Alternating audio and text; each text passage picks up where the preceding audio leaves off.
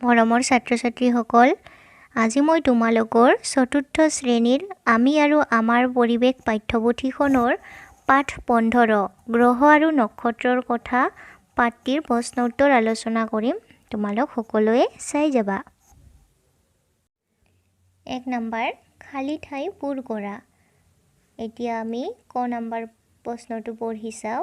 ৰাতিৰ আকাশত তিৰবিৰাই থকা তৰাবোৰক ডেছ বুলি কোৱা হয়। উত্তৰটো হ'ব নক্ষত্ৰ।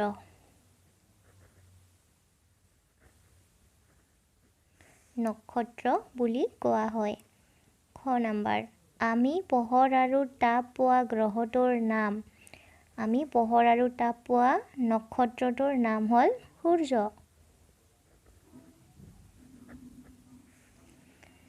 সূৰ্যৰ আটাইতকৈ ওচৰত থকা গ্ৰহটোৰ নাম।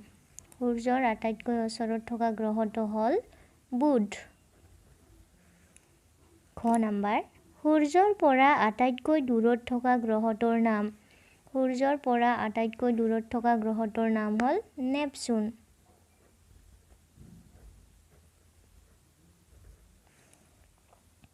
ঙ নম্বৰ আমি বাস কৰা গ্ৰহটোৰ নাম। আমি বাস কৰা গ্ৰহটোৰ নাম হ'ল পৃথিৱী।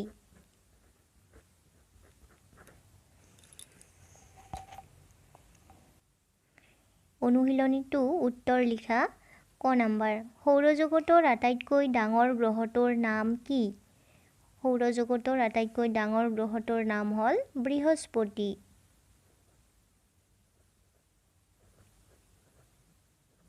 বৃহস্পতি। খ নম্বৰ সৌৰজগতৰ আটাইতকৈ সৰু গ্ৰহটোৰ নাম কি? সৌৰজগতৰ আটাইতকৈ সৰু গ্ৰহটোৰ নাম হ'ল বুধ। গ নম্বৰ কৃত্ৰিম উপগ্ৰহ কিহৰ সহায়ত আকাশলৈ পঠিয়ায়? উত্তৰ হ'ব ৰকেটৰ সহায়ত।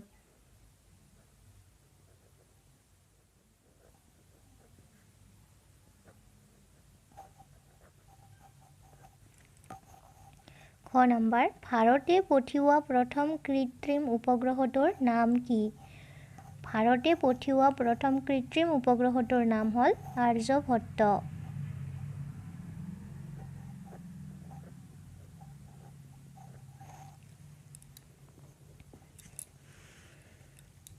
এতিয়া আছে অনুশীলনী 3ৰ পাৰ্থক্য লিখা। নক্ষত্ৰ আৰু গ্ৰহ। পাৰ্থক্য লিখা নক্ষত্ৰ আৰু গ্ৰহ। মই এইটো লিখি লৈছোঁ। এতিয়া মই পাৰ্থক্যটো কৈ যাম। নক্ষত্ৰৰ নিজা তাপ আৰু পোহৰ আছে, আনহাতে গ্ৰহৰ নিজা তাপ আৰু পোহৰ নাই। নক্ষত্ৰবোৰ আকাশত তিৰবিৰাই থাকে, আনহাতে গ্ৰহবোৰ আকাশত স্থিৰ হৈ জিলিকি থাকে। এইখিনি আছিলে নক্ষত্ৰ আৰু গ্ৰহৰ পাৰ্থক্য। 4 নম্বৰ প্ৰশ্নটো হ'ল কৃত্ৰিম উপগ্ৰহৰ সহায়ত কৰা দুটা কামৰ বিষয়ে লিখা। মই ইয়াত দুটা কাম লিখি উলিয়াইছোঁ। 1 নম্বৰ বতৰৰ আগজাননী দিবলৈ কৃত্ৰিম উপগ্ৰহ ব্যৱহাৰ কৰা হয়। 2 নম্বৰ মোবাইল ফোন, টেলিফোন আদিত কথা পাতিবলৈ কৃত্ৰিম উপগ্ৰহ ব্যৱহাৰ কৰা হয়। অনুশীলনী 5ৰ ক অংশৰ লগত খ অংশ আঁচটানি মিলোৱা। এইখিনি এতিয়া আমি মিলাই চাম। শুক্ৰ, ক অংশত আছে শুক্ৰ।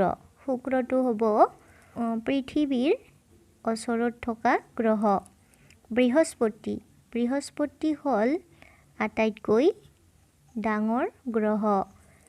বুধ, বুধ হ'ল সূৰ্যৰ আটাইতকৈ ওচৰত থকা গ্ৰহ। পৃথিৱী, জীৱ থকা গ্ৰহ। নেপচুন, নেপচুন হ'ল সূৰ্যৰ পৰা আটাইতকৈ দূৰত থকা গ্ৰহ। ছাত্ৰ-ছাত্ৰীসকল, তোমালোকৰ গ্ৰহ আৰু নক্ষত্ৰৰ কথা পাঠৰ অনুশীলনীৰ প্ৰশ্ন উত্তৰ এইখিনিয়ে আছিলে। তোমালোকে ভিডিঅ'টো ভাল পালে চাবা।